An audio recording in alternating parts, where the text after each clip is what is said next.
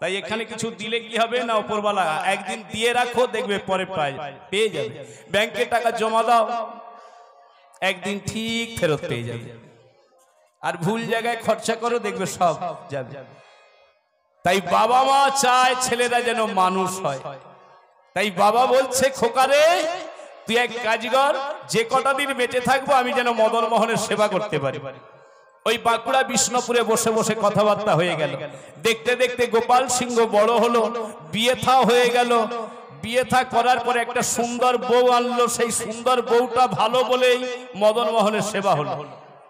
বাড়ির বউ যদি ভালো হয়, দেখবে সবাই ভালো হবে, তাই না? আর বাড়ির বউ যদি না ঠিক হয়, এই জন্য বলে গেছেন যে সংসার সুখের হয় কিসের জন্য? রমণীর গুণে। কিন্তু আবার একটা লাইন আছে, কি লাইন? দেখবে বউগুলো অনেক সময় বলে যে আমাদের জন্য ভালো হয়েছে। না, সংসার তোমাদের জন্য ভালো নয় গো, তারও কিছু কাজ আছে। কেন? শাস্ত্রে বলেই গেল, পরের লাইনটা বলে যাচ্ছে, উপযুক্ত স্বামী যদি থাকে তার শনি, অর্থাৎ স্বামীটাও ভালো হওয়া চাই।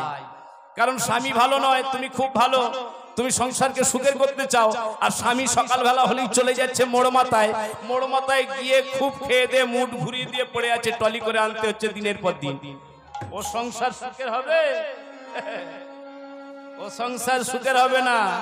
এই জন্য বললেন একা একা নাই হবে ভজন সাধন, একা নাই হবে ভজন সাধন, একা একা নাই হবে ভজন সাধন, আরে একা একা নাই হবে।